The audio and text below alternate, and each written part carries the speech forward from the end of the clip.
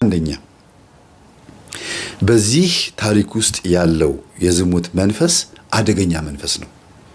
አባት ለስንፈተ ወሲብም ይሁን ለመስተፋቅርም ይሁን ለሌላም ጉዳይ ይሁን ራሱ ላይ ፈቅዶ ወዶ ያስገባው መንፈስ ከመውለዱ በፊት ከሆነ ልጅ ሲወልድ ያው መንፈስ ይጋባል ወደ ልጅ ሲወልድ ከመውለዱ በፊት ከሆነ ከወለደ በኋላ ከሆነ ደግሞ ልጁን ሲያሳድግ ያ መንፈስ ልጁን በቡዳ አይን ያይበታል። ስታድግም ሴት ልጁ በዝሙት አይን ያያታል።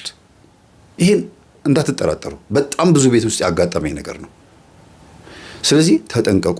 ከአባቷም የመጣ የዝሙት መንፈስ ያያትም ይኖራል ብዬ አስባለሁ። አባትየው መናገር ከብዷቸው ነው እንጂ። ሌላ ሁለተኛ ደግሞ ወንድሟ ከገጠር እህቱን ፍለጋ መጥቶ ጎዳና ላይ ሆኖ እግዚአብሔርን ያተረፈው ተገዶ ሊደፈር ነበር በግብረ ሰዶም። ያም ታናሿ ነው። አስቡት እንግዲህ ያም ከአባቱ የመጣ የዝሙት መንፈስ ነው። የሚገርማችሁ ገጠር ላይ አለኝ ገጠር ላይ አህያ የሚገናኝ የነበረ ጓደኛ ነበረኝ አለኝ። ይሄው ልጅ እኮ ነው። አህያ መገናኘት ኖርማል ነው ምናምን የሚሉት ነገር አላቸው። እና ይሄን ጓደኛዬን አንድ ቀን ተደብቄ አህያ ተገናኝቶ ሲመጣ ተደብቄ አለ ባጠና ይዤ ቅጥቅጥ ያደርጉታል። ጓደኛዬ ስለሆነ ከዚህ ኃጢአቱን እንድንትና ሱሪውን አውልቄ ሀበተ ስጋው መታሁት። ሁለተኛ እንደዚህ እንዳታረግ ብዬ እና ጎዳሁት። እና እሱ እንዳይገለኝም ፈርቼ ነው ወደ ከተማ የመጣሁት። እህቴን ፍለጋ ብቻ አይደለም ማለት እና ትምህርቴን ሲሰማ በጣም ይደነገጠው። በኋላ ደግሞ የአባቱ የዝሙት መንፈስ እንዳለ አባትየው ሲናገሩም ሲሉ ደግሞ ሲሰማ በዚህ በግብረ ሰዶም ገጠር ላይም በዚህ ጓደኛዬ ሊያስደፍረኝ ነበረ አለ። ለምን ያኔ ጓደኛው ራሱ አቅፎት ይተኛል፣ ይላፋሉ ብያሉ። ለካ እንዲህ አይነት የዝሙት መንፈስ የእንስሳ የመገናኘት እንግዲህ እንስሳ የሚገናኙ ሰዎች የግብረ ሰዶም የዝሙት መንፈስ ነው ያለባቸው አይደለም። ፈረስ፣ ውሻ ምናምን ዶሮ፣ ፍየል የሚገናኙ አሉ አይደል? ባለፈው አቅርብ ያለው ራሱ የተናገረው ገጠሜ ላይ ልጁን ሰምታችሁታል። እግዚአብሔር ይስጠው ግልጽ በመሆኑ። እዚህ ጋር ስትመጡ ደግሞ ይሄ ጓደኛው ይሄን ልጅ አባብሎ የተላፉ ምን እያሉ ሊገናኘው ፈልጎ ነበር። ያንን ያወቀው ግን አሁን ነው፣ አልተረዳም ነበር በወቅቱ። ይሄ መንፈስ ደግሞ ከአባቴን የመጣብኝ ብሎ አስቧል። እና ጎዳና ላይ አዲስ አበባ ላይ በዚሁ መንፈስ ደግሞ ሊያስደፍረኝ ነበራል።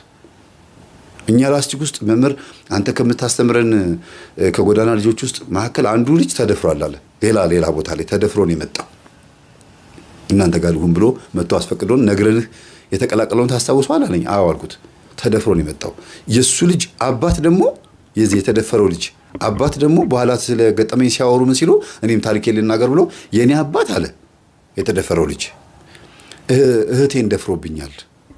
በዚህ ተናድጄ ነው ቤተሰቦቼን ጥዬ ወጣሁት። እዚሁ ከተማ ላይ ነው እንግዲህ አስቡት። እህቴን እናቴን ሁሉን ጥዬ ወጣሁት። አባቴ እህቴን ሲደፍር ነው አይቼ ነው። እህቴ ስታለቅስ አይቼ አስጠልቶኝ አሁን እናቴ ትናፍቀኛለች ብሎ ልጁ ያለቅሳል። በአባቱ ምክንያት ከቤት ወጣ። ከዛ በኋላ እንዴት ይመለስ? እና ይኸውላችሁ የዝሙት መንፈስ ይከተላል፣ ከአባት ወደ ልጅ ይከተላል። ይሄ ልጅ አባቱ እህቱን ሲደፍር ያየው ልጅ ከአባቱ መንፈስ እንደተላለፈበት ያወቀው ደግሞ እዚህ ጋር ጎዳና ላይ ሲደፈር ነው። እኔ ጎዳና ላይ የተደፈርኩት አለ አባቴ ከአባቴ የመጣ የዝሙት መንፈስ ነው ያለው። እና እንደው ራሳችንን ጠብቅ ቤተሰቦች እባካችሁን አስቡት። ከተማ ላይ መታ ሴተኛ ዳር ሆና እየሰራች እናትና አባቷ ከተማ ላይ መጥተው እየለመኑ ነው የሚሉት ልጃቸውን የሚፈልጉት። አያሳዝንም እንዴ? እኔ አስታውሳለሁ አንዲት ልጅ ለእናትና ለአባቷ እናትና አባቷ መሆናቸውን ሳታቅ ሲለምኑ እንደዚህ ቦርሳ ከፍታ ሰጠቻቸው፣ ቀና ብላ ሳታያቸው። እነሱ ግን አወቋት።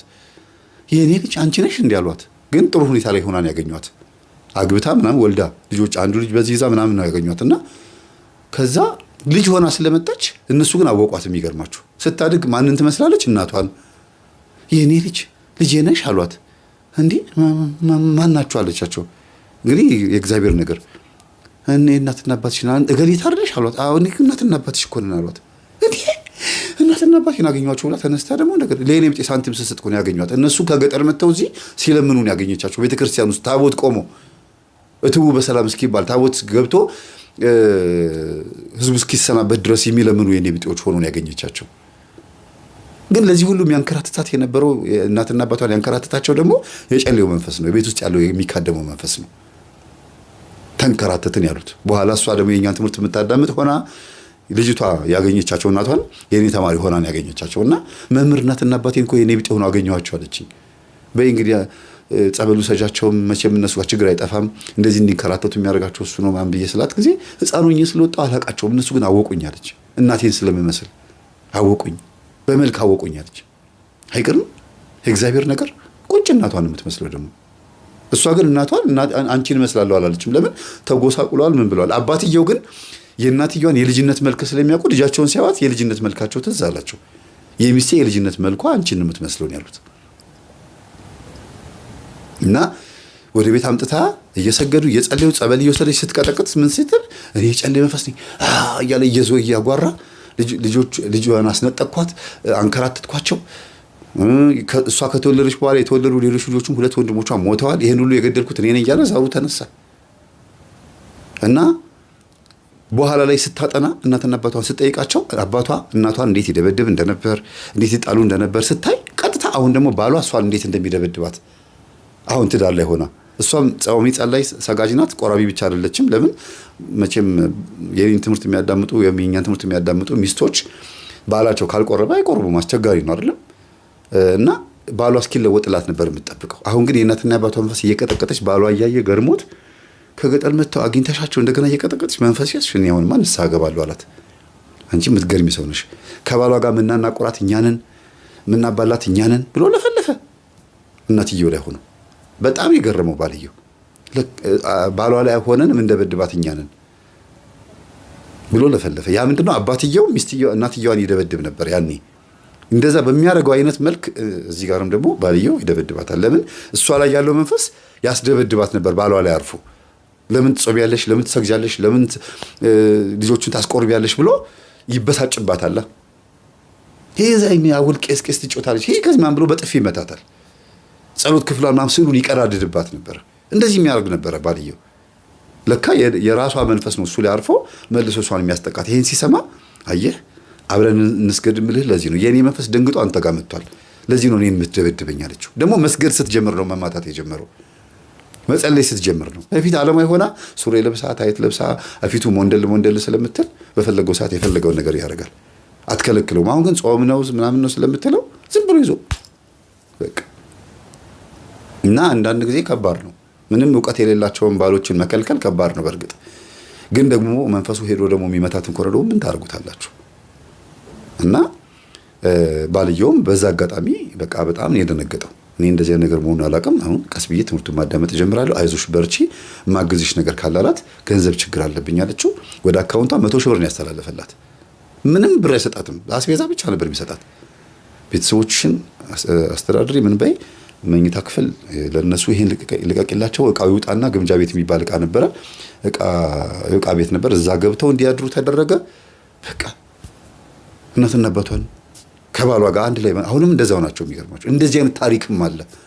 ይሄ ምንድነው ግን የሚያንከራትታት አምጥቶ እዚህ አዲስ አበባ ላይ እንደዚህ ሁሉ የሚያረጋት የነበረው በልጅነቷ ወጣ እንደዚህ እንትን ያረጋው የቤተሰብ የጨሌ ዛር መንፈስ ነው። ስለዚህ ብዙ ልጆች የሚንከራተቱት በማያውቁት ነገር ነው ማለት ነው። በዚህ ነገር ነው። እባካችሁ ንቁ የምንለው ለዚህ ነው። በቃ እነሱን አንወንጅል፣ ግን እነሱን የምናድናቸው እኛም እንዳን ነው እያልኩ ያለሁት። በእነሱ አንፍረድ፣ ግን እነሱም ወደው አይደለም፣ ግን ደግሞ እናድናቸውና እኛም እንዳን።